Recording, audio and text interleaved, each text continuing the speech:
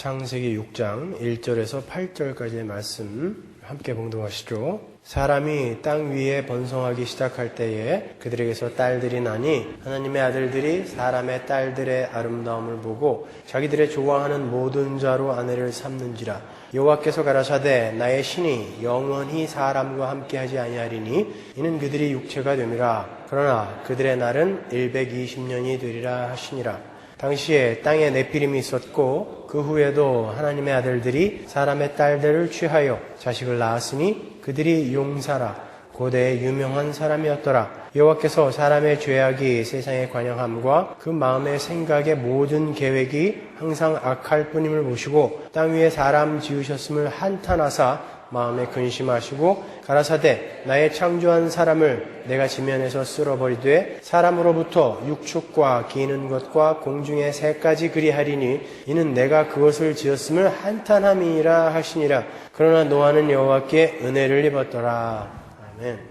우린 계속해서 거인 숭배 문화에 젖어있는 저주받을 교회라는 제목으로 여전히 이 세상의 힘의 원리 속에서 자신들의 행복을 찾고 있는 오늘날의 교회의 모습을 노아의 홍수 사건을 통해 진단하고 있습니다. 지난주에는 하나님의 아들들이 사람의 딸들의 아름다움을 보고 자기들의 좋아하는 모든 자로 아내를 삼았다라는 심판의 근거 구절을 살펴보면서 하나님의 은혜를 떠난 자들이 어떠한 모습으로 이 세상의 힘의 원리를 자신들의 삶의 원리로 택하게 되는지를 배웠습니다. 간단하게 제가 정리해드리면 하나님의 보호하심에서 떠난 인간들은 저마다 자신의 힘으로 스스로를 만족시키기 위해서 자기가 원하는 것은 무엇이든지 손에 넣고 쌓아주려는 탐욕에 젖게 되고 그게 이제 우리의 본성이란 말이에요. 죄인들의 본성. 이성에 근거한 성숙한 내면의 아름다움을 가꾸기보다는 감각적이며 외면적인 겉모습의 치장에 매달려 자신을 자랑하고 비교 우위적이며 상대적인 쾌감을 맛보는 것에 자신들의 시간을 모두 소진하는 그러한 우매한 삶을 살게 된다는 것을 우리가 배웠습니다. 그리고 그것이 바로 죄의 내용이며 죄의 올바른 정의인 것이다 라고 제가 말씀을 드렸죠.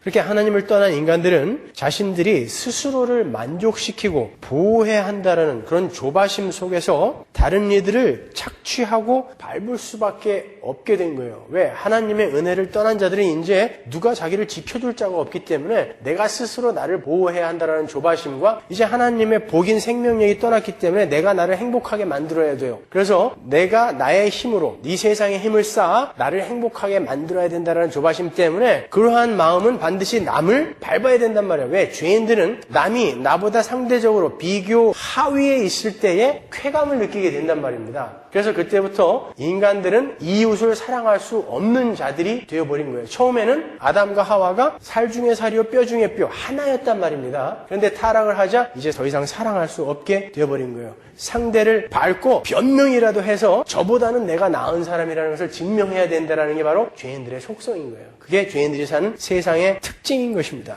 하나님 나라의 완성은 그러한 혼란이 다시 원래의 질서 아래로 돌아가는 것을 말하는 거예요. 그러한 저주받을 힘의 원리가 역사를 타고 흘러내려오면서 아담에서 시작된 그 힘의 원리가 역사를 타고 흘러내려오면서 거인 숭배 사상으로 성공주의로 물질주의로 패권주의로 고지론으로 청부론으로 이름만 바꾸어서 계속해서 인간들을 지배하고 있는 거예요. 이름은 다 다르지만 원래 그 뿌리를 캐고 들어가 보면 다 한 근원에서 나오는 거예요. 내가 하나님을 파이어시키고 내가 내 인생의 왕이 되겠다. 내가 스스로 나를 보호하고 내가 나를 만족시켜 행복하게 만들겠다라는 그 죄에서 나온 것들이 바로 그러한 것들입니다. 이렇게 나의 유익을 위해 다른 말로 상대적이며 비교 우위적인 쾌감을 맛보기 위해서 남을 밟는 그런 세상의 힘의 원리는 어느 때 잠시 생겨났다가 사라지는 일시적인 것도 아니었고 인류가 점점 더 타락을 하게 되어서 최근에 어느 시점에 갑자기 생겨난 것이 아니라 최초의 인간인 아담 때부터 면면이 이어져 내려온 인류의 죄의 정체이며 뿌리인 거예요. 제가 지난주에 말씀드렸죠. 그 사람이 바로 하아담이다라는 것을 통해서 제가 설명을 충분히 해드렸어요. 4절 한번 보세요.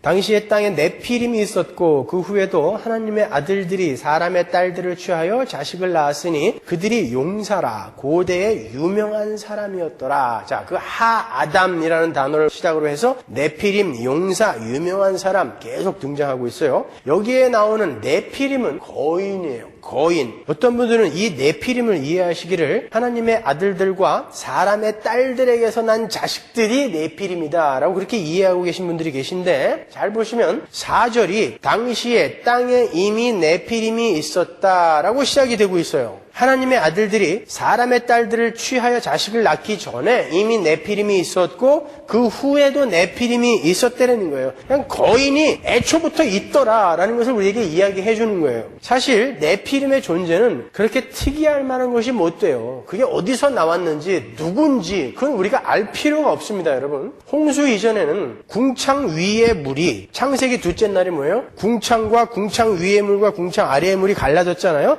궁창 위의 물은 지구를 덮고 있었단 말입니다. 그 궁창 위의 물이 지구를 감싸고 있었기 때문에 유해한 광선들이 모두 차단이 되었었다고요. 요즘 우리가 얼굴에다 떡칠을 하고 있는 그런 UV 선크림 뭐 이런 게 태양이 인간의 피부에 유해하기 때문에 그러는 거거든요. 그런 것들이 그때 없었단 말입니다, 여러분. 그리고 지구의 기후도 아열대 기후로 기식하는 생물들이 아주 살기 좋은 그러한 기후였단 말이에요. 그래서 학자들은 인간들의 몸집이나 체력이 그때는 지금과는 비교도 안 될 만큼 좋았을 것이다 라고 이렇게 이야기를 해요. 요즘 간혹 고대 유적지에서 발견되는 거인 문화나 거성 문화 있죠. 그런 것들의 발자취는 아마도 홍수 이전에 네피림들의 문화나 문명의 자취일 것이다 라고 추측을 하죠. 도저히 지금의 인간의 몸집이나 힘으로는 그 어마어마한 돌들이나 어마어마한 그런 구조물들을 만들 수 없었을 것 같은데 이런 게 어떻게 생겨났을까 사람들이 궁금해한단 말이에요. 학자들은 홍수 이전에 그런 네피림들의 문화를 우리가 지금 인지해서 겨우 하나하나 발견해서 보는 것일 것이다 라고 이렇게 이야기를 하고 있어요.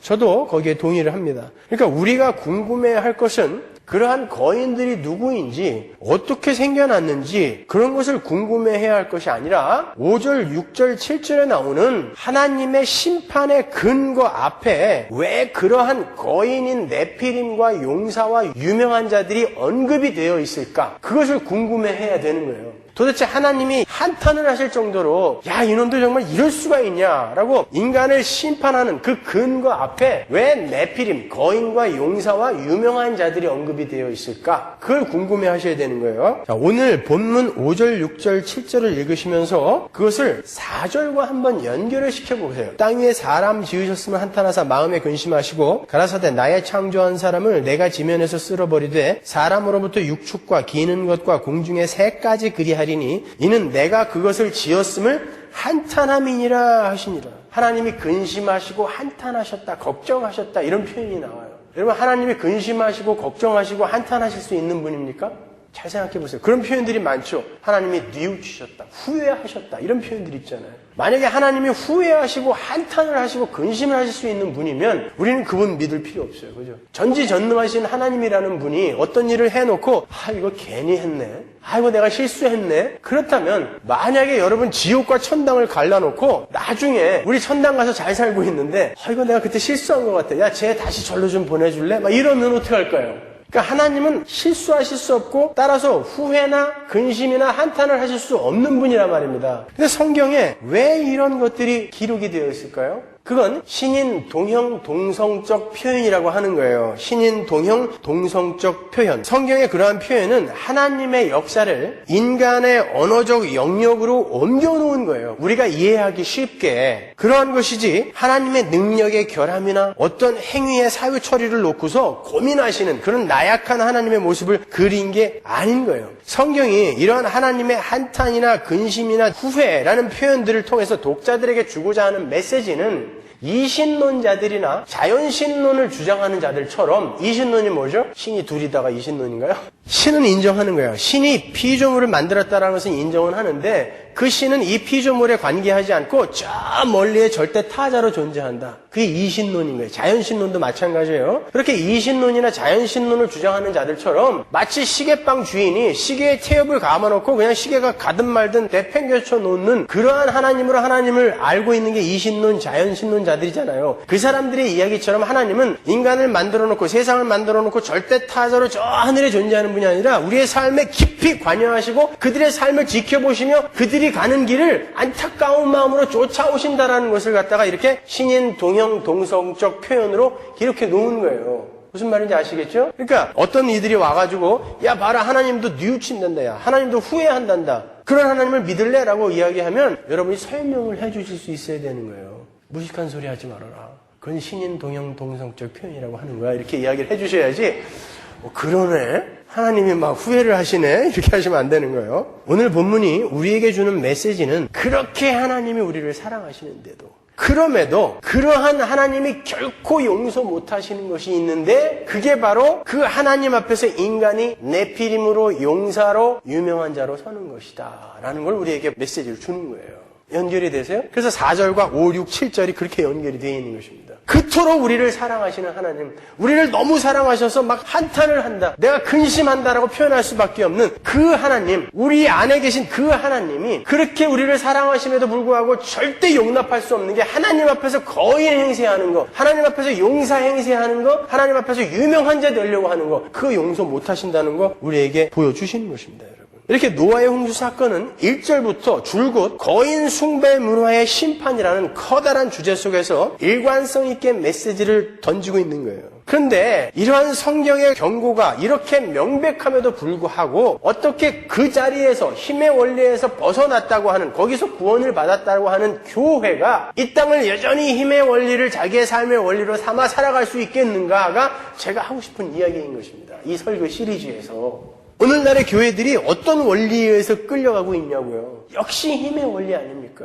그렇죠? 이건 안 된다는 거예요. 그래서 제가 감히 저주받을 교회라는 제목을 붙인 것입니다. 그건 교회가 아닌 것입니다, 여러분. 하나님의 구속사는 바로 이 힘의 원리를 부수는 역사인 거예요. 제가 다음 주에는 그 세상의 힘이라는 것이 왜 우리 성도들에게 해악이 되는 것인지를 여러분이 이해하기 쉽게 예를 들어서 설명해 드릴 거예요. 원래 오늘 다 하려고 그랬는데 너무 길어서 제가 지지난주에 절대 설교 길게 안 한다고 약속하고 일주일 만에 1시간 20분을 설교를 하는 바람에 많은 지탄을 받았어요. 그래서 뚝 잘랐어요. 그건 다음 주에 제가 설명해 드리고, 그 다음 주에 제가 창세기부터 요한계시록까지를 구속사는 하나님께서 당신의 백성들의 힘을 빼가는 역사다라는 그 주제를 가지고 하나로 뚫어드릴 거예요. 그걸 하나로 꿰어서 제 말이 사실인지 아닌지를 확실하게 증명을 해드리도록 하겠습니다. 여러분, 지금 돌아가고 있는 이 세상을 한번 잘 보세요. 이렇게 본능적인 야욕을 힘으로 해결하는 세상에서는 라멕과 같은 잔인무도한 인간이 칭송을 받습니다. 그래서 창세기에 라멕의 노래가 나와요. 나는 이만큼 많이 죽였다? 자랑이 되는 것입니다. 그리고 그들의 사회에서는 네피림, 거인이, 용사가 영웅이 되는 거예요. 그리고 불법과 물도덕의 스타들이 돈 많고 명예 있고 인기 많으면 그냥 힘을 가진 존재로, 유명한 자로 군림을 하게 되는 게 바로 요즘 세상입니다. 요즘 연예 가심난을 가득 메우고 있는 사람들이 누구예요? 페리스 힐튼? 브리트니 스피어스? 말도 잘 안 나와요. 린제이 로한? 이런 사람들이죠. 그런 사람들의 기사 꼭지가 뭐예요? 헤드라인이 마약, 알코올 중독, 음주, 광란의 파티, 사치, 이런 거죠. 그들이 그런 걸로 스타가 되고 있어요. 그럼에도 불구하고 그들이 그러한 일로 감옥에 가고 재활기관에 들어가고 하는데도 불구하고 세상 사람들은 그러면 어때? 그럼에도 불구하고 그런 걸 누리고 즐길 수 있는, 그들이 갖고 있는 세상의 힘, 명예, 돈, 인기, 미모, 이런 것들을 부러워하는 게 요즘 세상이란 말입니다, 여러분. 아무 문제가 안 돼요, 그거는요. 그게 네피림의 망상인 거예요. 빌 클린턴의 지퍼게이트, 지퍼가 올라가건 내려가건 아무 상관이 없어. 그 사람이 가진 힘을 부러워하는 거예요. 우리를 잘 먹고 잘 살게만 해주면 왔다예요. 그죠? 그게 네피림의 망상이라는 것입니다, 여러분. 요즘은 운동선수들도 상대방을 어설피 이겨서는 인기가 없어요. 이기려면 많은 점수차로. 격투기 선수들은 무차별하게 박살을 내버려야 인기가 있어요. 그래서 요즘은 권투도 별로 인기가 없죠. 클로브 끼고 하는 거 그거 무슨 재미로 봐요. 다 벗기고 삼각 팬티 하나 딱 입혀놓고 철장에 가다 놓고 싸움을 시켜요. K1이나 프라이드 같은 거. 그게 전 세계를 주름 잡고 있어요, 이제. 그런 경기 보셨어요? 글러브가 없이 그냥 막 싸우는 거예요. 엎어져서 팔을 뽑아버리기도 하고, 암바로 말이죠. 주먹으로 얼굴을 쳐갖고 이빨이 그냥 튀어나오는데도 열광을 해요. 피투성이에요, 그 무대는. 그럼에도 잔인하게 이긴 선수가 유명한 자, 용사로 추앙을 받는 세상이 바로 오늘날 세상입니다. 그러한 경기와 고대 로마 시대 콜로세움에서 일어났던 격투사들의 경기와 뭐가 달라요? 끝나고 나서 황제가 죽여 이거만 안 하는 거지 뭐가 달라요? 똑같잖아요. 네피림의 망상을 쫓는 인간들의 죄의 본성 속에서 나온 것입니다, 여러분. 요즘은 도둑놈들도요, 웬만큼 훔치면은 관심을 못 끌어요. 왜냐면 주변에 맨 도둑놈들이라 많이 훔쳐야 돼요. 이왕이면 훔치려면 물방울 다이아 이따만한 거. 그럼 그 사람은 대도가 되는 거예요. 내가 못 가진 거를 훔쳐줘서 고마워. 네피림의 망상인 것입니다, 여러분. 여러분, 한국의 압구정동 명품관이나 가까이 여기 베벌리 힐즈에 있는 로데오 드라이브에 있는 그런 명품 샵을 자연스럽게 드나들 수 있으세요? 평범한 옷차림으로? 주눅 들어서 잘 못 들어가요. 그게 경영학에 나오는 VIP 마케팅이라는 거예요. 일부러 그렇게 만들어 놓은 것입니다. 평범하고 돈 없는 사람은 못 들어오게 종업원들부터 명품으로 쫙 입혀놓는 거예요. 인테리어를 감히 들어와서 이것저것 못 만지게 아주 위압적으로 꾸며놓는 거죠. 그래서 상품도 몇 개 안 갖다 놓는 거예요. 자꾸 와서 만지고 고를까봐. 그냥 우리 같은 사람은 그 앞에 가서 이렇게 구경하다가 Can I help you? 그러면 얼른 도망가야 돼. 못 사니까.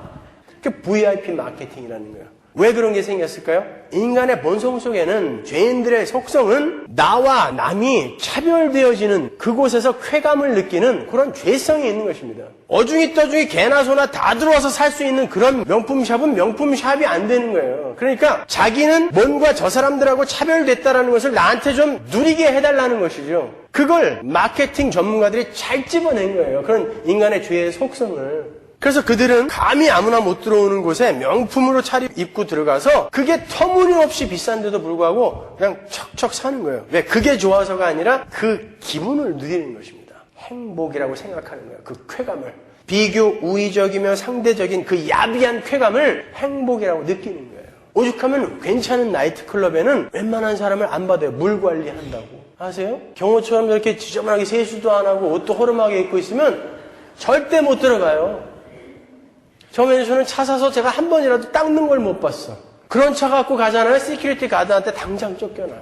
아니 가서 술 마시고 춤추는데 왜 번듯한 외모와 화려한 옷차림이 왜 필요하죠? 왜 명품 차가 필요해요? 잡초처럼 버티고 있어요. 저렇게 밟아도. 네, 인간들의 죄의 속성인 거예요, 그게. 차별화되는 거예요. 나는 저런 인간들하고 같이 술 못 먹겠다는 거예요. 그러니까 물 관리 해달라는 것입니다.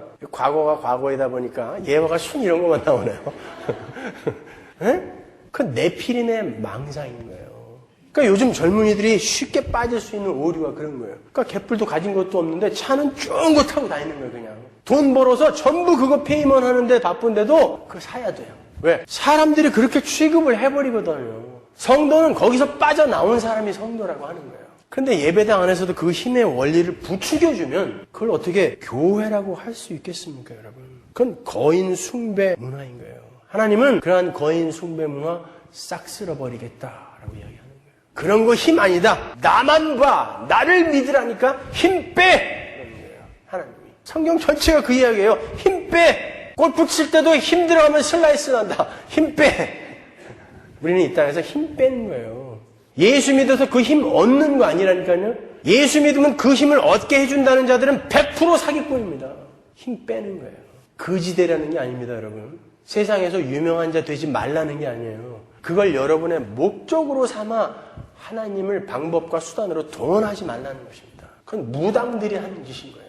여러분 잘 생각해 보세요. 아담과 하와가 가졌던 하나님에게 저주를 받아 에덴을 쫓겨났던 그 무시무시한 죄가 바로 이 네피림의 망상이라니까요. 왜 하나님 당신만 네피림이어야 돼? 나도 하나님처럼 되고 싶어. 나도 네피림이 되고 싶어. 용사 되고 싶어. 유명한 자 되고 싶어. 해서 하나님 타고 넘어간 게 선악과 따먹은 거 아닙니까? 그 죄가 지금까지 그대로 내려오는 거예요. 그걸 힘의 원리라고 하는 것입니다. 거기서 벗어나라는 거예요. 하나님 그거 싹 태워버리고 하나님께 순종하는 자들로 새하늘과 새 땅을 채우시겠다는 것입니다. 그게 노아의 홍수 사건인 거예요. 그래서 노아의 8 식구 하나님 말씀 듣고 미련하게 산꼭대기에다 배 지은 자들만 그 예수 안에 들어가는 거예요. 방주 안에. 말 들은 자들만 그거 배우고 가는 것입니다. 순종하는 자로 이 땅에서 지어져 가는 거예요. 그럼 오늘날 예배당이라고 하는 곳에서, 교회라고 하는 곳에서 벌어지는 일들을 가만히 보세요. 기적을 일으키기도 하고 사람들을 선동해서 겨우 일주일에 한두 번 쓸까 말까 한 예배당을 수정으로 막 지어요. 유리 하나가 2만 불, 3만 불이래요. 그 유리 수정으로 지어놓으면 하나님이 더 기뻐하시나요? 그 유리를 왜 2만 불, 3만 불짜리를 끼워놓고 거기에 앉아 있어야 돼요? 그게 힘이라고 생각하는 거예요. 그게 네피림의 망상인 것입니다, 여러분. 그건 신앙과는 아무 상관없는 거예요. 때로는 사람들을 모으기 위해서 하나님을 알고 섬기는 신앙과는 아무 상관도 없는 사람들에게 인기를 얻기 위한 사람들이 듣고 싶어하는 프로그램들을 만들어내기도 하죠. 그래서 교회에서 주식 투자 강좌를 해주기도 하고 현명한 재테크 방법을 가르쳐주기도 해요. 교회에서 세미나를 합니다. 교회에서 왜 그런 거 해야 되죠? 이 땅의 힘을 버리고 하나님을 나의 힘으로 삼아야 성도는 행복할 수 있습니다 라고 하는 하늘의 비밀이 선포되어야 하는 교회에서 왜 정반대로 그 세상의 힘을 쌓는 방법이 가르쳐지고 있는 말이에요. 그게 있어야 행복하다라는 전제하에 그런 세미나가 자행되는 거 아닙니까? 교회는 타락을 하여 스스로 고지 꼭대기로 기어 올라가 버린 그 아담을, 수많은 아담들을 고지 꼭대기에서 끌어내리고 하나님을 그 고지 꼭대기에 앉혀드리고 너희들 그 하나님께 순종해, 이 하나님 뜻 잘 복종하면서 살아야지 진짜 행복하다를 가르치는 곳이어야 되는 거란 말입니다. 근데 계속 부추겨서 고지 꼭대기로 몰고 올라가 버리면 어떻게 되는 거예요? 하나님이 그 고지 꼭대기에 있는 자들을 몽땅 쓸어서 지옥에 넣는다 그랬는데 그리로 자꾸 몰고 올라가면 어떻게 되는 것입니까, 여러분? 힘을 빼고 아래로 내려와야 된다라니까요. 그래서 하나님 앞에 납작 엎드려 무릎 꿇고 하나님 당신은 왕, 나는 피조물. 이렇게 순종의 자리로 내려가야 되는 거예요.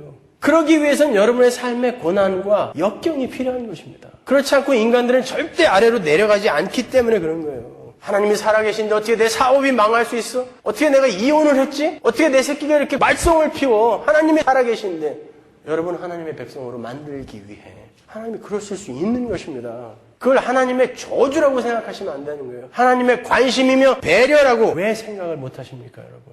그분이 우리 아버지라면서요. 왜 고지 꼭대기에 올라 앉아있는 그 아담의 자리에 여전히 앉아서 아멘 할렐루야 하고 계세요? 그건 예수 믿는 거 아닙니다, 여러분. 그건 전부 다 성경의 진리와 어긋나더라도 청중들이 듣고 싶어하는 이야기를 해서 그들을 그냥 모아, 그들이 지옥 가든 천국 가든 I don't care. 그냥 자신들의 세를 키우기 위한 네피림의 망상에서 나온 거예요. 제가 예를 하나 들어드릴게요. 한국 교회를 예로 들면은 또 제가 엄청난 모함과 시련 속에 시달릴 것 같아서 미국 교회를 예로 들어드리겠습니다. 얼마나 요즘 사람들이 저를 모함하는지 몰라요. 되지도 않는 소문도 퍼뜨리고 말이죠. 아니 성경으로 돌아가서 하나님의 뜻에 맞게 올바로 살자고 그러는데 왜 이렇게 미워하는 거예요, 저를? 에? 제가 뭐 잘못된 얘기 했어요? 요즘 전 세계적으로 센세이션을 일으키고 있는 유명한 목회자 둘, 미국의 목회자 둘을 들려면 누구를 드시겠어요? 릭 워렌, 목적이 이끄는 삶. 릭 워렌하고 긍정의 힘. 여러분 긍정의 힘 사서 보신 분 있죠, 여기. 목사가 쓴 거니까. 그 조엘 오스틴이라는 사람은 긍정적 사고, 파지티브 띵킹의 전도자로 유명한 수정교회 로버트 슐러 목사의 거의 수제자격인 사람이에요. TV에 나와서 그것도 미식 축구 경기장을 사왔고 그걸 예배당으로 만들어서 수만 명이 모이는 예배당에서 하는 설교가 전 세계 수백만 명에게 방영이 되고 있어요. 그렇다고 해서 그 사람이 올바른 기독교를 전파하고 있다라고 생각하시면 안 됩니다, 여러분. 릭 워렌이나 조엘 오스틴 같은 사람을 부자로 만들어주고 그들에게 그러한 엄청난 명예와 세력을 갖게 해준 건 예수를 믿는다고 하는 자들이에요. 세상 사람들이 이렇게 만들어준 거 아니라니까요. 예수를 믿는다고 하는 사람들이 그 사람들 책을 수천만 권씩 사가지고 재벌됐어요. 얼마 전에 탈세로 또 걸렸더라고요. 그런 거는 이야기하지 말자고요. 그런데 기독교의 가르침이 그게 맞느냐, 그걸 우리가 한번 분별해 보자 말입니다, 여러분. 조엘 오스틴이 TV 인터뷰에 나와서 자기 설교의 특징을 이렇게 얘기했어요. 나는 책망을 하지 않는다. 나는 설교에서 한 번도 책망을 해본 적이 없대요, 청중들을. 왜? 여기에 앉아있는 청중들은 세상에서도 힘들고 고단하기 때문에 예배당에 와서는 위로만 받고 가야 된다는 것이죠. 그게 자기 특징이라는 거예요. 그래서 사람들이 모이나 봅니다. 그래서 사람들이 내 책을 읽는가 봅니다. 이렇게 얘기했다고요. 들어보신 분 있으시죠? 책 읽으셨죠? 그게 맞아요?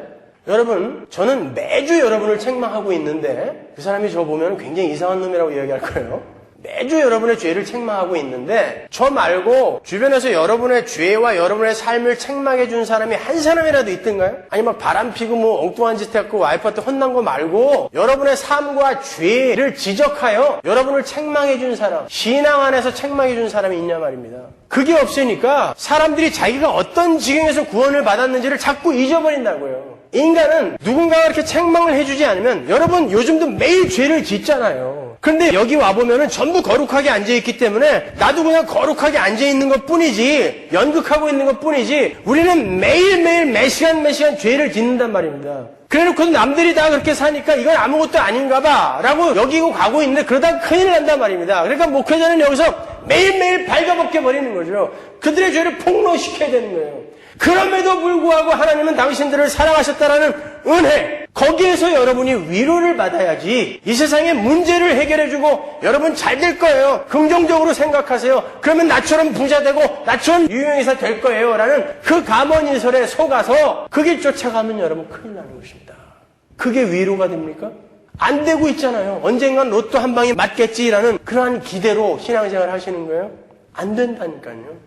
여러분의 위로와 격려는 하나님과 하나님 나라여야 돼요.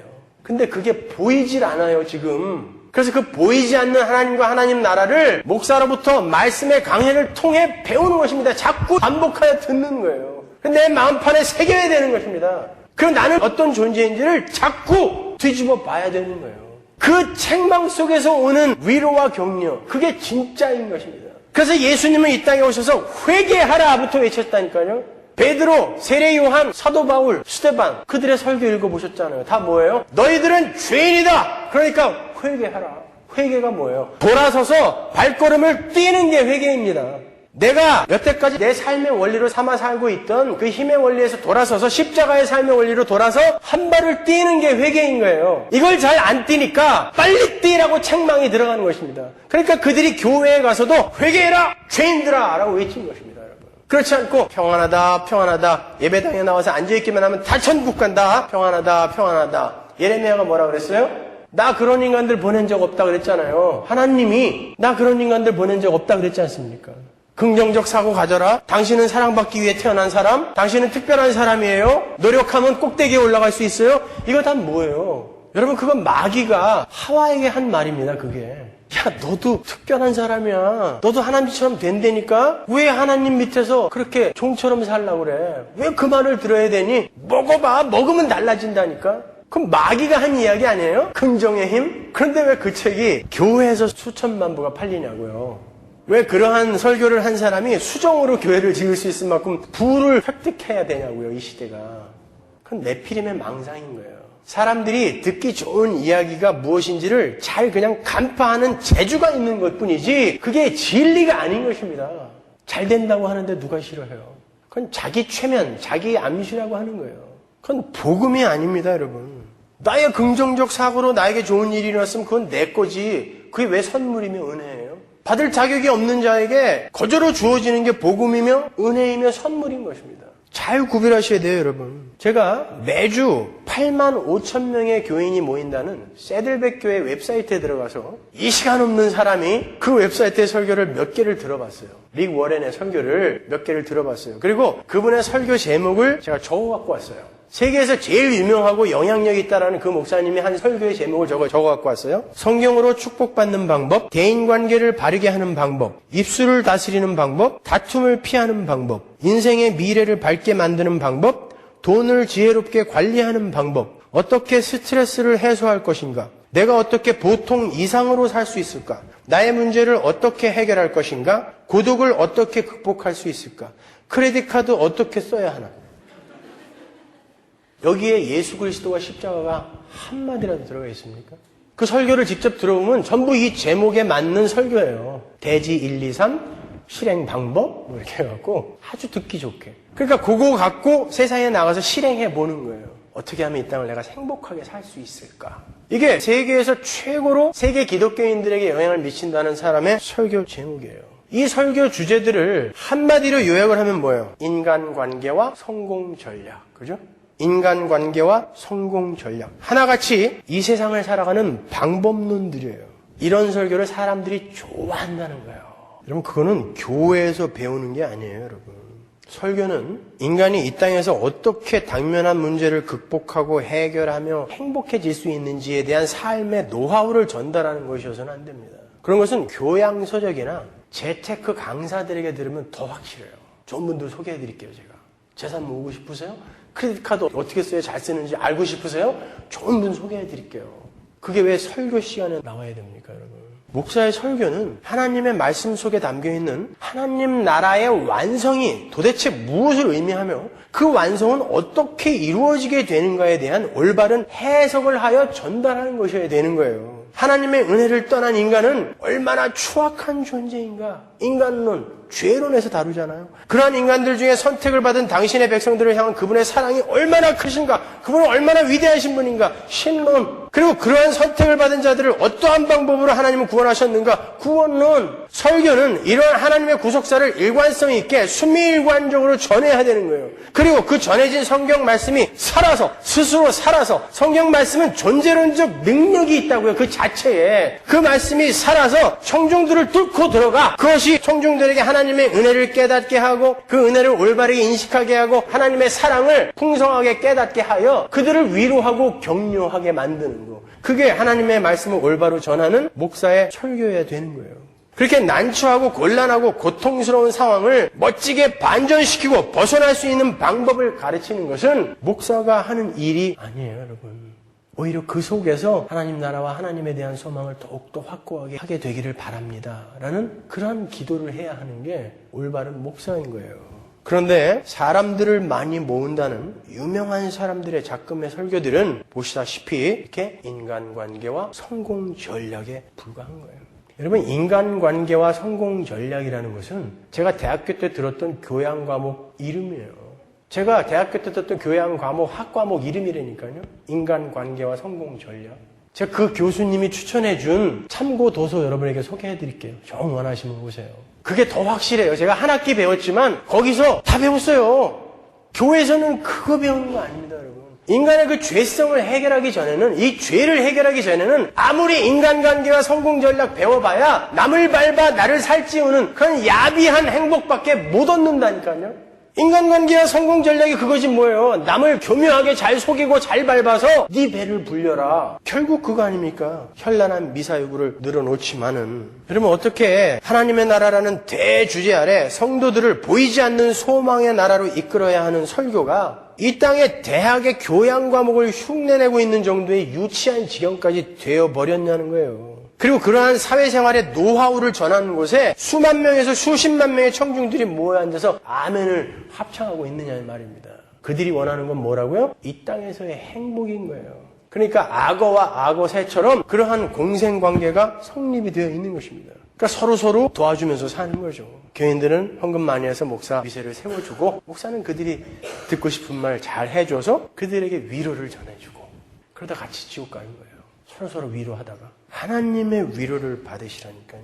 설교는 하나님의 말씀은 인간의 야망을 선동하는 것이 되어서는 안 돼요. 오히려 인간들아 너희들은 죄인이다. 그러니까 항복해라, 힘 빼라, 고지 꼭대기에서 내려와라. 그리고 이 땅에서 눈을 돌려 하늘을 보자. 그리고 우리 그리로 가자. 여기에 자꾸 눈 두지 말고 여기에 뿌리 박으려 하지 말고 우리 그리로 가자. 이게 설교여야죠. 어떻게 당신은 가능해요? 포지티브 띵킹을 하세요. 그러면 행복해질 거예요. 거기에 열광하시냔 말입니다, 여러분. 아담이 그 고지 꼭대기에 올라가려고 하다가 오늘날 이 모든 자신의 후손들을 이 경쟁 구도 속으로 몰아 넣은 거예요. 그래서 이렇게 경쟁하지 않고는 못 살게끔 이렇게 만들어 놓은 거예요. 우리를 죄인들로 만들어 놓은 것입니다. 우리가 하나님의 은혜를 떠난 우리가 바로 그러한 자라는 거예요. 아담을 욕할 게 아니라. 그러니까 하나님께 돌아가자예요. 거기에는 이 땅에서의 건강과 행복과 부와 명예 같은 게 전혀 도움이 안 된다니까요. 그건 그냥 하나님이 일반 은총으로 주시는 거니까 주면 누리고 아니면 말고. 그런데 어떻게 하나님의 이름을 부르면서 그것만을 목적으로 삼냐는 말입니다. 병 낫는 거, 부자 되는 거, 그거는 무당이 하는 일이라니까요. 무당은 그거 해줄 수 있어요. 하는 일이 그거니까. 그게 샤먼이라고 하는 거 아닙니까, 여러분? 그러니까 목사를 무당 만들 수 있는 첩경은 여러분들이 목사에게 자꾸 여러분들이 듣고 싶은 이야기를 강요하는 거예요. 그럼 목사 하나 금방 무당 됩니다, 여러분. 그럼 큰일 나는 거예요. 에덴 동산에서 마귀가 하와에게 속삭였던 너는 특별한 자야. 너도 하나님처럼 될 수 있어라는 그러한 감언이설에 속지 마세요. 괜히 그런 책 사가지고 그러고 보니까 저도 샀어요. 저는 그게 잘못됐다는 걸 읽어보기 위해서 여러분에게 가르쳐드리기 위해서 산 거지 이걸 내 삶의 유용한 지침서로 삼아야 되겠다 그렇게 산 거 아니에요. 제가 지난주에 나침반사 출판사 사장님을 만났는데 제가 책 때문에 야베스의 기도라는 책 때문에 출판사 하나가 거의 망했던 출판사가 지금 빌딩을 샀대요. 야베스의 기도라는 책 때문에. 말도 안 되는 얘기예요. 여러분, 그러한 네피림의 망상과 하나님의 뜻을 혼동하지 마세요. 왜 강남의 유명한 최면술 학교에 수강생들의 대부분이 목사인 줄 아세요? 괜히 창피하니까 직업란에다가 그냥 기타 이렇게 써서 그렇지 그 사장이 그러는데 대부분 목사래요. 최면술 학교에서 최면술 배우는 사람들이. 뭐 하려고 배우는 거예요, 그거? 교인들 앞에서 그거 최면술 걸어서 쓰러뜨려가지고 가끔 거품도 물게 해주고 해갖고 나는 이 정도다 이거 자랑하려고 그러는 거예요. 그렇지 않고는 목사가 왜 그걸 배워요? 최면술을? 앉아있는 사람들은 최면술 걸려가지고 헬렐레 해갖고 말이죠. 야, 우리 목사는 가끔 나를 이렇게 쓰러뜨려줘. 가끔 일어나면 막 입에 거품도 물려있어. 그리고 좋아하고 있어요. 야, 나는 이런 능력이 있으니까 어서 모여라. 그리고 헌금들 많이 내줄래? 그래야 내가 세상에서 용사, 유명한 자 될 거 아니야. 어서 모여. 나는 이런 능력이 있다니까. 혹시 아니 니네들 병이나 날지, 혹시 아니 니네들 부자 될지 내 능력비로? 그거 가르치려고 하는 거 아니에요? 괜히 쉬쉬쉬 소리 내면서 말도 멀쩡하게 할 수 있으면서 강대상에만 올라가면 그냥 바람 새는 소리가 나고 말이죠. 그러니까 오죽하면 개그맨들이 흉내를 내요. 출산들아 먹다 지쳐 잠든 영혼 축복을 추리니 막 이러면서 믿습니다 막 이러면서. 그 조롱거리가 된 거예요. 그 교회의 집회 모습을 개그 소재로 삼고 있지 않습니까? 그건 뭐 하는 짓들이에요 그게? 여러분, 멋진 프로그램과 최고의 장비로 전 세계 예배의 형식을 한 번에 바꿔버린 교회가 있죠, 미국에. 시카고의 윌로크릭 교회예요. 윌로크릭 처치. 빌 하이브즈 목사님이 심화하는 열린 예배라는 것이 최초로 거기서 나왔어요. 저도 시카고에서 열리는 세계 선교 대회나 코스타 같은 집회에 가게 되면은 항상 그 교회를 가요. 예배 공연 보러. 제가 왜 예배 공연이라고 하냐면 가보신 분은 아실 거예요. 시작부터 끝날 때까지 총감독의 지휘 아래 몇 초의 오차도 없이 그냥 하나의 드라마로 예배가 진행이 돼요. 제가 한 번은 그 교회 메인 콘솔 뒤에 바로 앉아서 예배를 드린 적이 있는데 그 엔지니어가 갖고 있는 큐시트를 보면요. 초별로 나눠져 있어요. 그 목사가 설교를 조금이라도 길게 하잖아요. 그럼 바로 올라와요. 이거 빨리 끝내라. 시간 없다. 무슨 설교가 되겠어요 거기서. 근데 재미는 있어요. 시작하면서부터 가수들 나와, 밴드 나와, 드라마 나와, 댄스도 해. 거기다가 설교 한 15분 해줘. 15분 이상 되면 큰일 나요. 15분 동안 무슨 얘기를 해라. 저는 도저히 불가능. 15분 넘으면 큰일 나요. 거기다가 현란한 영상. 뭐 음향은 전 세계 최고죠. 그래갖고 전 세계의 유명한 목사님들이 그거 배우러 얼마나 많이 갔어요? 30년 동안. 요즘도 세미나 하잖아요. 그래서 그 교회를 흉내내고 있는 게 열린 예배하는 교회들이에요. 그건 못 쫓아가서 안달들이죠. 근데 최근에 빌 하이브스 목사님이 그분 교회 웨브사이트에 한번 들어가 보세요. 그 강연이, 세미나 강연이 아직도 남아있어요, 거기에. 그분이 뭐라 그랬냐면 나는 30년 동안의 사역을 실패했다라고 이야기했어요. 그렇게 열린 예배를 만들어 놓고 멋진 예배, 공연을 만들어 놨는데 사람은 많이 모이는데 그들이 십자가로 가까이는 안 가더라는 것입니다. 그분의 말을 그대로 옮기면 nothing between services. nothing. 예배와 예배. 주일날 예배에는 잘 와요. 많이 와요. 수만 명씩 오는데 그 예배와 예배 사이에는 아무것도 없더라는 거야. nothing. 사회에 나가서 세상 사람들하고 똑같이 살더라는 것입니다. 그게 무슨 사역이냐는 거죠. 그래서 나는 실패했다 그랬어요. 거기다가 수천만 불을 쏟아부었는데 나는 실패했다 그랬습니다. 그걸 만든 사람이. 근데 그걸 만든 사람은 실패했다고 그러는데 다른 사람들이 아니야 무슨 실패야 사람만 많이 모이면 되지. 그럼 계속 하는 거예요. 쫓아가는 거예요. 그렇지 않아요? 프로그램이 사람 못 바꿉니다. 그럼에도 불구하고 그런 프로그램들을 도입하여 사람을 모으려고 하는 게 바로 네피림의 망상인 거예요. 거인을 향한 망상, 유명한 자 되고 싶은 망상, 세를 얻기 위한 망상. 목사들만 그런가요? 교인들은 어때요? 헌금, 구제, 봉사 이거 자기 자랑하기 위해서 하는 사람들 얼마나 많아요. 헌금 꽤나 한 사람 안 알아주잖아요? 이 사람이 꼭 문제 일으켜요. 성숙하지 못한 사람은 왜 내가 그렇게 했는데 날 안 알아줘? 내가 이렇게 나와서 열심히 봉사하는데 나의 노고를 안 알아줘? 자기 자랑 위해서. 그걸 성경은 뭐라 그래요? 자기의라고 하잖아요. 자기의는 예수님이 독사의 새끼라고 욕한 저주받은 자들에게 해당하는 일인 것입니다. 여러분. 하긴 저도 그게 잘 안 되니 저도 뭘 하면 사람들이 좀 알아줬으면 좋겠어요. 물론 자주는 아니지만 그러니 우리가 얼마나 예배당에 와서 얼마나 우리를 돌아보고 하나님의 말씀으로 책망받고 또다시 일어나서 분투하고 그걸 얼마나 열심히 해야 되겠어요. 그런데 당신은 잘 살고 있어요. 평안하다. 긍정의 사고를 가지세요. 고지 꼭대기에 올라가세요. 이게 무슨 설교입니까, 여러분? 계속 그렇게 우리는 우리의 힘을 빼는 자리로 분투하며 쥐어져 가는 거예요. 우리 교회의 문제가 좀 아는 척하는 사람들이 그렇게 많다는 거예요. 뭘 그렇게 많이 배웠어요, 여러분? 그리고 언제부터 알았어요, 그걸 여러분이? 근데 그것 좀 모른다고 사람들 가슴에 그냥 비수를 팍 꽂아버려갖고 말이죠. 나가갖고 교회도 안 다니는 사람이 있어요. 그 벌을 어떻게 받으려고 그래요, 여러분? 나를 자랑하고 싶은 거예요. 정말 사랑하는 마음에서 이분을 책망하는 거면 그분이 상처를 받지 말아야죠. 좀 더 신경을 썼어야죠. 아무리 오른발이라도 내려 꽂아버리면 답니까? 많이 배운 게 그런 식으로 표출이 되면 많이 배운 게 무슨 소용이에요, 도대체? 교리가 무슨 소용이에요? 내 삶이 여전히 꼬챙인데, 비수인데, 네피림의 망상인 거예요. 교회는 십자가의 삶의 원리, 자기를 숨기고 자기를 비워 상대방이 빛이 나게 만들어줘야 되는 거예요. 상대방이 빛이 나게. 그러한 자들이 모여있는 곳이 교회여야 되는 것입니다. 근데 나를 빛내게 하기 위해 남을 밟고 시기하고 질투하고 다투고 하는 그건 거인 숭배 문화에 젖어있는 저주받을 사람들이라니까요. 다른 사람 생각할 게 아니라 본인들을 돌아보시란 말입니다. 본인들. 여러분, 하나님은 내가 왕이고 너희들은 내 백성이야. 그러니까 내 말을 잘 들어 라고 우리에게 계속 말씀하고 계세요. 그럼 그 질서 속으로 돌아왔다라는 우리는 그 말을 잘 듣고 하나님이 하신 유일한 명령, 하나님을 사랑하고 네 이웃을 네 몸처럼 사랑하라는 그 명령 잘조차 심히 살아내면 되는 거예요.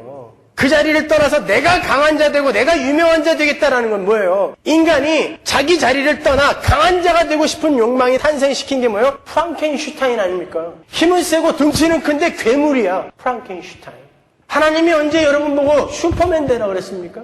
도대체 어디로 날아가시려고 그러는 거예요? 예수님이 슈퍼맨처럼 이리 자르고 저리 날라서 복음 전하셨나요? 그분은 메마른 땅을 한 발 한 발 걸어서 그것도 나귀 새끼 겨우 하나 타고 한 발 한 발 걸어 섬기는 자, 발 닦아주는 자, 자기를 비워, 자기의 부요를 비워 가난한 자들을 부유하게 하는 그러한 삶으로 하늘나라의 삶을 우리에게 보여주시지 않았습니까? 근데 하나님이 그걸 승리다라고 이야기해 주시지 않았습니까, 여러분? 이게 승리야. 니네 뭘 승리라고 여기니? 계시록에 나오잖아요. 영광과 존귀와 힘과 권세와 부요가 모두 그에게 있도다. 누구에게? 죽임을 당하신 어린 양에게. 그러니까 여러분은 이 땅에서 죽임을 당해야 진짜 힘있는 존재가 되는 거란 말입니다. 여러분이 남을 밟고 남을 죽여 여러분에게 쌓아놓은 그 힘은 진짜 힘이 아니라니까요. 진짜 여러분이 힘있는 자가 되기 위해서는 예수가 간 그 길을 나를 비우고 나를 죽여서 다른 이들이 유익을 본 그 이 땅에서 살기 참 힘든 삶이에요. 그러니까 고난이에요. 그걸 십자가라고 하는 거예요. 그걸 순교라고 하는 것입니다. 그 삶을 사는 사람이 진짜 힘, 부요, 지혜, 능력 그러한 단어들이 합당한 자가 되는 거예요. 그걸 힘이라고 한다니까요. 지금 여러분 교회 안에서 유명한 자, 이름 있는 자, 힘 있는 자, 용사, 네피림 되려고 여러분 날개죽지 뒤에다가 붙인 날개들은 지금 다 띄워버리세요. 한번 만져보세요. 그거 삐죽삐죽 나와 있죠 지금. 그 날개들. 그 어디로 날르려고 붙여놓은 거예요 그거? 다 버리세요. 보이지 않는 음지로 다 들어가세요. 그래서 서문화교회 오면 두더지들처럼 야, 이 교회는 어떻게? 사람이 없다. 이런 평가를 들으셔야 돼요. 그런데 음지에서 이 사람 섬기고 저 사람 섬기느라 앉아있는 사람 모두가 행복한 그게 우리가 추구해야 할 올바른 교회인 거예요. 유명한 자들이 여기저기 일어나갖고 내가 잘났어 네가 잘났어 그건 교회 아닌 것입니다. 그러면 얼렁 도망갈 거예요 저는요. 그래서 제가 감히 그러한 자들 보고 그러는 거예요. 개폼 잡지 말아라. 왜 하나님 앞에서 개폼 잡냐? 하나님 앞에서 네피림 되고 용사 되고 유명한 자 되고 하는 건 개폼 잡는 거예요. 가끔 그런 거 있죠. 애들 이렇게 보면은 우리가 보기에는 참 한심한 거 어디서 하나 주워 입고 와갖고 너무너무 자랑스럽게 폼 잡는 거예요. 이렇게 다. 네? 멋있지. 보면 너무 불쌍해. 근데 본인은 이게 자랑인 줄 알아요. 그런 거 하지 마시라니까. 그거 개폼이라고 하는 거예요. 고린도후서 5장 12절 보세요. 우리가 다시 너희에게 자천하는 것이 아니요 오직 우리를 인하여 자랑할 기회를 너희에게 주어 마음으로 하지 않고 외모로 자랑하는 자들을 대항하게 하려 하는 것이라. 외모로 자랑하려 하는 자. 이렇게 성경은 외모로 자랑하려 하는 자들에게 경고를 하지 격려하지 않아요. 하나님은 이렇게 교회 안에서 외모로 세상의 힘으로 자랑을 하려는 자들을 미워하신다니까요. 그들은 심판의 대상인 거예요. 우리는 이 땅에서 하나님께 순종하는 자로 하나님의 자녀답게 성숙되어져 가는 자로 열심히 지어져 가면 되는 거지. 날개 달고 저 꼭대기에 올라가서 나봐라 하고 날르는 거 아니라니까요. 마귀가 예수님 보고 날라봐, 너 슈퍼맨 돼봐 라고 유혹을 했잖아요. 성전에서 뛰어내려라 라고 이야기했다고. 예수님이 슈퍼맨 흉내 내셨나요? 안 했어요. 근데 왜 우리가 자꾸 슈퍼맨 흉내를 내려고 하냔 말이에요.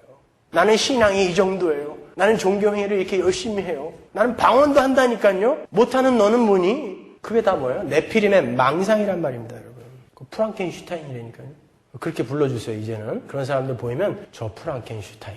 괴물인 거예요, 그건요. 힘은 세고 체격은 커도. 여러분, 하나님 앞에서, 형제자매 앞에서 거인으로, 용사로, 유명한 자로 서려고 하지 마세요. 왜 저 사람은 저렇게 유명한데 나는 이렇게 사람들이 안 알아주지? 그걸로 주눅 들지도 마세요. 그건 병신이에요. 아니, 저 사람은 저렇게 알아주고 유명한데 왜 나는 안 알아줘? 안 알아주면 어때요? 하나님이 여러분 안에 계시다면서 하나님이 여러분을 알아주는데. 이제 이 찰나 같은 인생 잠깐이면 끝날 텐데 이제 거기 가서 영원한 진짜 삶이 시작될 텐데 거기에서 하나님한테 인정받으세요. 여기에서 사람들이 안 알아준다고 괜히 그 사람 막 시기하고 질투하고 모함해가지고 말이죠. 막 밟아버리고 뒤에서 비수꽂고 그러지 말라니까요. 오히려 불쌍하게 여겨주세요. 아우, 저 사람은 유명해지면 안 된다고 그러는데 저렇게 자꾸 유명해지냐? 걱정해 주시라니까요. 그게 진짜 센 사람이에요. 그게 강자예요. 힘 있는 사람인 거예요. 그게요. 용사는 여호와 하나님 한 분밖에 없어요. 출애굽기 15장 3절 보세요. 여호와는 용사시니 여호와는 그의 이름이시거든요. 여호와가 용사라니까요. 그 앞에서 왜 우리가 용사가 되려고 하냐는 말이에요. 용사이신 여호와 앞에 납작 엎드려서 하나님 당신은 용사, 나는 피조물. 그렇게 복종하는 자로 지어져 가는 거예요. 그 뜻에 순종하는 자가 바로 하나님과 연합된 자예요. 하나님이 뜻하는 게 내 뜻이 되니까. 근데 이걸 추구하지 않는다니까요. 그렇게 잘 하나님의 뜻에 맞는 자로 지어져 가는 그 길에서 하나님의 부나 명예나 인기나 돈 이런 일반 은총들을 여러분에게 혹시 허락하시거든 잘 쓰시고 잘 누리세요. 청지기로서. 반복해서 말씀드리지만 내가 많이 가지고 있다고 해서 부자 아닙니다. 내가 많이 가지고 있는데도 불구하고 하나님 이건 내 거가 아니라 하나님이 나에게 맡기신 나는 매니저, 청직입니다. 어떻게 나눌까요? 라고 하는 사람은 가난한 사람이에요. 자기가 가지고 있는 게 아무것도 없으니까. 그 사람이 마늘 길을 통과할 수 있는 것입니다. 근데 개뿔도 가진 것도 없는데 요건 내 거예요. 건드리지 마세요. 요 사람은 부자입니다. 내 거니까. 요게 나를 행복하게 해주니까. 요게 내 힘이거든요. 그 사람은 부자예요.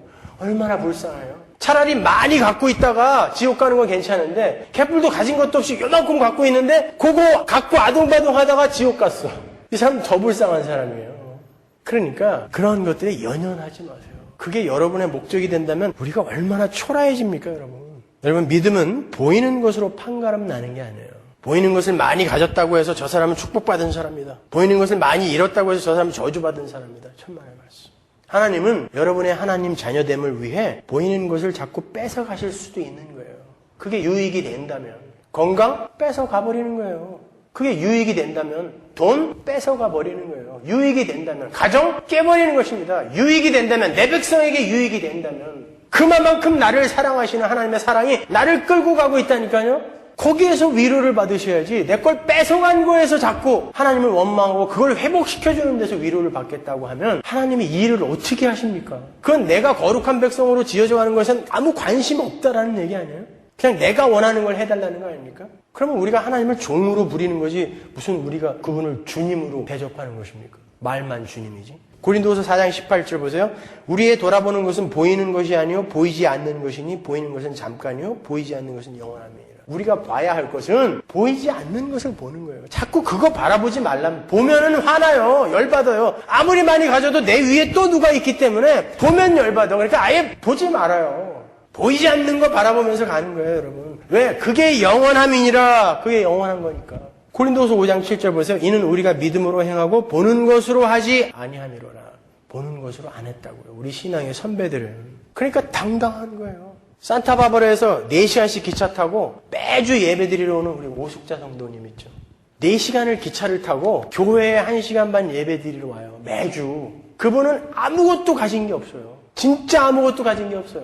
그분만큼 당당한 사람이 없어요. 그런데 예배 끝나면 바로 또 기차 타러 가야 돼요. 산타바바라까지. 1년에 한 번 여행이나 갈까? 그 먼데 거기에서 말씀 듣겠다고 4시간 기차 타고 온다니까요. 근데 그 4시간이 너무 짧대요. 왜? 그 안에서 설교 테이프 들으니까요. 이런 분이 있어요. 예수 믿은 지도 얼마 안 됐는데 복음이 뭔지를 정확히 알아요. 내가 못 가진 게 무슨 창피야? 왜 주눅 들어? 그 앞에서 세상이 고개를 숙이는 것입니다. 세상이 감당할 수 없는 믿음인 거예요. 그게요. 자본주의와 밀착되어 있는 오늘날의 교회들은 소유욕과 신앙 사이에서 위험한 줄타기를 하고 있어요. 여러분은 어떠세요? 혹시 그 줄 위에 여러분이 올라가 있지 않습니까? 얼른 내려오세요. 올바른 신앙의 땅으로 얼른 내려오셔서 그 땅을 걸어가세요. 줄타기 하다가 어디로 내려갈까? 잘못하면 떨어져 죽습니다. 여러분, 그것은 세속화된 기독교의 허위일 뿐이에요. 아니, 기독교의 자학이에요, 그거는요. 이 위대한 기독교를 자학하고 있는 거예요, 성도들이. 성도라는 자들이 자학하고 있는 거예요. 해치고 있는 거예요. 그런 기독교는 없습니다, 여러분. 여러분은 날카로운 예언자적 통찰로 그 기독교의 허위를 꿰뚫어 보실 수 있는 실력을 키워야 돼요. 긍정의 힘, 웃기지 마로 가셔야죠. 그런가? 로 가면 안 된다니까요. 실력을 키우셔야 하니까. 여러분의 아름다운 소망을 이 땅의 천박한 부와 힘으로 교환하려고 하지 마세요. 특히 오늘날 사회는 그 현진권의 술권하는 사회 있죠? 술권하는 사회가 아니라 부권하는 사회가 됐어요. 부자 되세요. 잘 사세요. 힘권하는 사회. 부권하는 사회.